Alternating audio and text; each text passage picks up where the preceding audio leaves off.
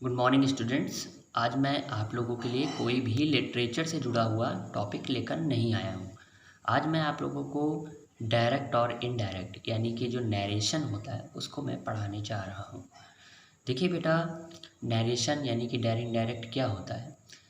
Direct indirect में जो speaker होता है, मीन्स जो आपका वक्ता होता है, जो बोल रहा होता है, उसको दो प्रकार से लिखा जा सकता है। एक फॉर्म होता है आपका डायरेक्ट और दूसरा होता है आपका इनडायरेक्ट। ये टॉपिक जो है, ये डायरेक्ट इनडायरेक्ट काफ़ी यूपी बोर्ड पर्पस से काफ़ी ज़्यादा इंपॉर्टेंट है। यूपी बोर्ड ही नहीं, सभी जगह काफ़ी ज़्यादा इंपॉर्टेंट है। CBSE, ICSE, SSC, bank, railway, सभी जगह ओके डायरेक्ट इनडायरेक्ट का क्वेश्चन पूछा ही जाता है। तो आइए शुरू करते हैं। तो हमारा ये जो टॉपिक है उसका क्या नाम है, नैरेशन यानी कि डायरेक्ट इनडायरेक्ट। ओके, तो देखिएगा, हम जो वक्ता होता है यानी स्पीकर होता है उसकी बात को दो तरीके से लिख सकते हैं। पहला आपका जो तरीका है वो है डायरेक्ट, यानी कि हमने लिखा ही सेड, फिर यहाँ पे देखिए डबल इन्वर्टेड कॉमा लगाया है, कॉमा के साथ फिर लिखा है I am going to Delhi, फिर यहाँ फुल स्टॉप लगाया है और यहाँ पे मैंने डबल इन्वर्टेड कॉमा को बंद कर दिया है। कुछ लोग क्या करते हैं कि इस फुल स्टॉप को यहाँ पर लगाते हैं। देखिए, अगर फुल स्टॉप यहाँ पर लगा दिया और इन्वर्टेड कॉमा इधर कर दिया तो भी गलत नहीं है। बस क्या हो जाता है, कुछ कल्चर है जहाँ पे बदलाव आ जाता है। देखिए, ये जो कल्चर है जहाँ पे फुल स्टॉप अंदर होता है और इन्वर्टेड कॉमा बाहर होता है, इसका यूज़ जो है वो ब्रिटेन में किया जाता है।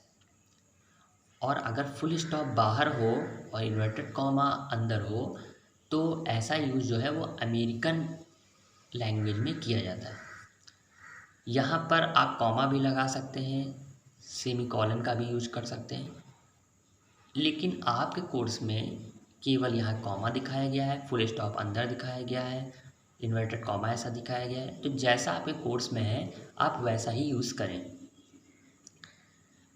देखिए बेटा, यहाँ पे लिखा है ही सेड, उसने कहा। क्या कहा? तो जो कहा गया है, जो बात कही गई है, उसको एक ब्रैकेट यानी आप ये बोल सकते हैं कि इन्वर्टेड कॉमा के अंदर रखा गया है। जो ही सेड यानी ये जो बात आगे रखी गई है इसको बोलते हैं रिपोर्टिंग स्पीच। बहुत ज़्यादा टाइम नहीं लग रहा होगा, सब समझ में आ रहा होगा। और ये जो बात कही गई है इसको बोलते हैं रिपोर्टेड स्पीच, रिपोर्टिंग स्पीच और रिपोर्टेड स्पीच। ओके, ये जो स्पीच है, ये जो बात है वो कही गई है और ये अभी भी कही जा रही है। तो आइए शुरू करते हैं। सबसे पहले हम कुछ नियम हल्के से देखेंगे, क्योंकि विदाउट रूल्स कुछ होने वाला नहीं है। अभी तो बिल्कुल शुरुआत है। आज मैं आप लोग को बहुत थोड़ा सा बताऊंगा, लेकिन आते आते मैं आपको एकदम स्टैंडर्ड फॉर्म में लेकर चला जाऊंगा, बड़े से बड़े डायलॉग आपको बनवाऊंगा। ओके, तो घबराइएगा नहीं और बस साथ देते रहिएगा। देखिए बेटा, यहाँ पर सेड लिखा है ना, और यहाँ पे क्या लिखा है, से टू लिखा है। ओके, देख पा रहे हैं आप, यहाँ पे क्या लिखा हुआ है, सेड लिखा है, ही सेड। अगर यहाँ पर क्या आ जाए, यहाँ पर अगर आप लोगों को से टू दिखाई दे, वह तो इस समय तो अगर आपको से टू दिखाई दिया जाए तो यहाँ पर आप से टू को हटाकर, यहाँ पर से टू को हटाकर जब आप इनडायरेक्ट फॉर्म में बदल रहे होते हैं तो क्या लिख देते हैं, टेल लिख देते हैं। अगर आपको सेज टू दिखाई दिया जाए तो आप वहाँ पे लिख देंगे टेल्स, और अगर आपको सेड टू दिखाई दे तो आप वहाँ पे लिखेंगे टोल्ड। ओके, ये जो है से या सेज, ये आपका प्रेजेंट इंडेफिनिट है, जबकि जो आपका सेड टू है वो आपका है पास्ट इंडेफिनिट। ओके, और अगर ये टू ना लिख के आए, मीन्स इसके आगे कोई ऑब्जेक्ट ना हो, तो इसी को ही एज इट इज़ उतार दिया जाता है। अभी हम आगे समझेंगे। तो सबसे पहले हम जो पढ़ने जा रहे हैं वो है हमारा सिंपल सेंटेंस। ओके,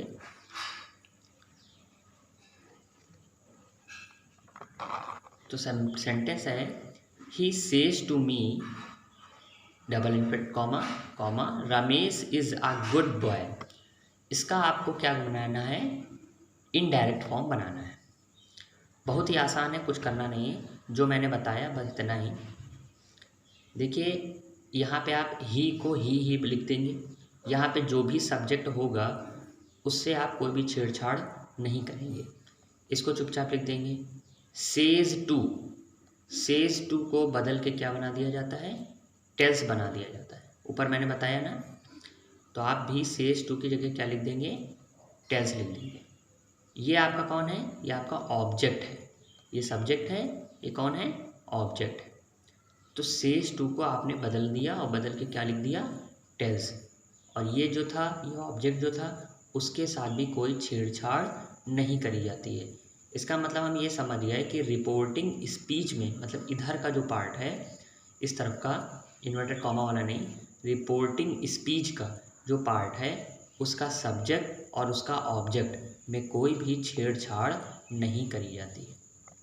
ओके, कोई भी छेड़छाड़ नहीं करी जाती। उसके बाद देखिए यहाँ पर एक रूल मैंने लिखा है कि डबल इन्वर्टेड कॉमा को हटाकर दैट का यूज़ करते हैं। ओके, ये जो डबल इन्वर्टेड कॉमा है इसको हटा देते हैं और इसके जगह पर क्या लगाते हैं, एक कंजंक्शन यूज़ करते हैं, एक सबऑर्डिनेट कंजंक्शन यूज़ करते हैं जिसका नाम है दैट। तो हमने क्या बहुत बड़ा अंतर नहीं किया, ही को ही लिखा, सेज टू को मैंने टेल्स में बदल दिया, मी को मी किया और इन्वर्टेड कॉमा हटा के दैट किया, और बाकी जो सेंटेंस था उसको एज इट इज़ उतार दिया। अब यहाँ पे बात समझिएगा तभी आगे बढ़ेंगे। इधर का जो सेंटेंस है, देखिए इधर का जो सेंटेंस है वो आपको किस टेंस में लग रहा है, तो आप कहेंगे प्रेजेंट में लग रहा है, क्योंकि यहाँ पर एस लिखा हुआ है, प्रेजेंट इंडेफिनिट का है। और इधर वाला भी क्या है, प्रेजेंट ही है। तो ऐसा हो सकता है कि इधर प्रेजेंट और इधर प्रेजेंट हो और उसको किसी एक किससे कंजंक्शन से जोड़ दिया जाए। कंजंक्शन का काम क्या होता है, सेंटेंस को जोड़ना होता है। तो ये भी एक सेंटेंस है, ये भी एक सेंटेंस है, ये सेंटेंस इनकम्प्लीट है। ओके, यानी सबऑर्डिनेट क्लॉज है, क्योंकि उस वह मुझसे कहता है, क्या कहता है, बात अभी मालूम नहीं है, तो ये एक सबऑर्डिनेट क्लॉज है।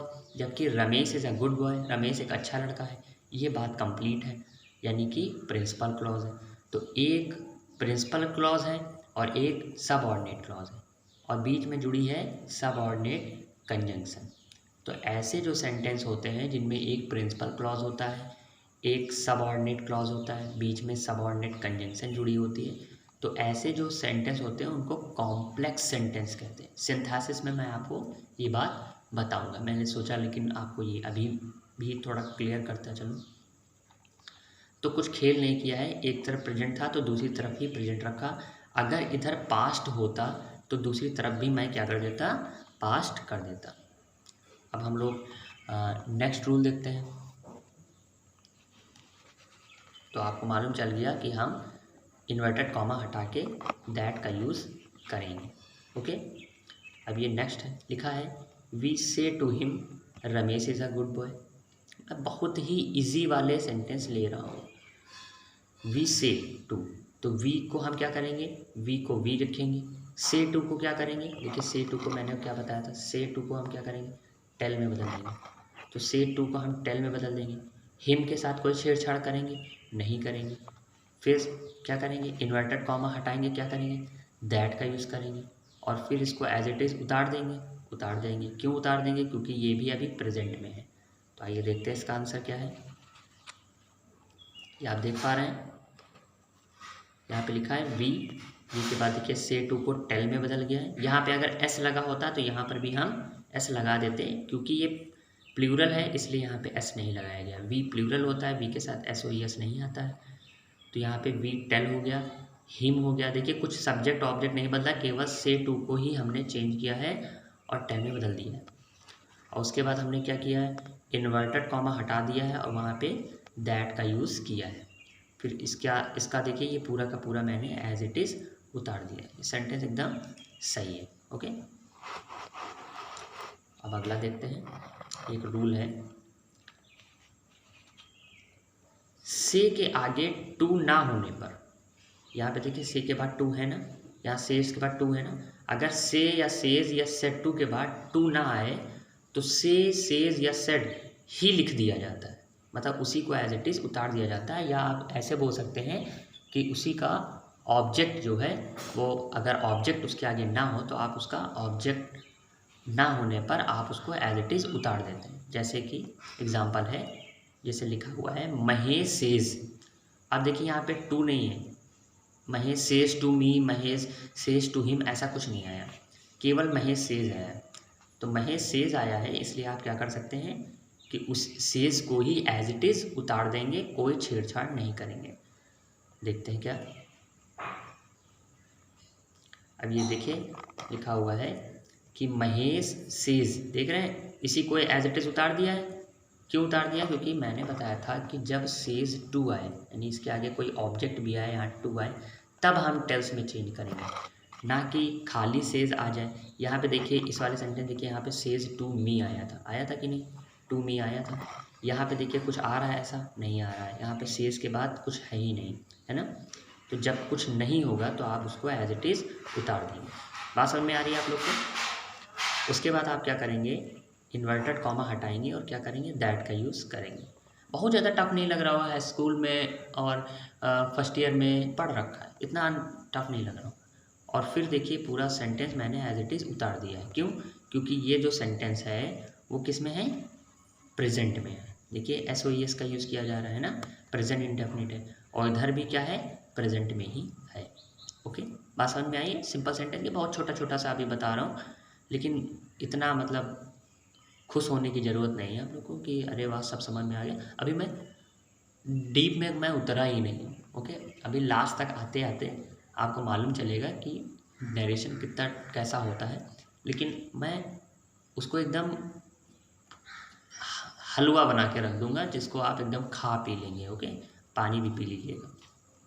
तो अगला हम लोग देखने जा रहे हैं ये, यदि रिपोर्टिंग स्पीच पास्ट टेंस में है। रिपोर्टिंग स्पीच क्या होती है, जो आगे वाली बात होती है इसको क्या बोलते हैं, रिपोर्टिंग स्पीच। अगर रिपोर्टिंग स्पीच पास्ट टेंस में है तो रिपोर्टेड स्पीच भी पास्ट में बदल जाती है।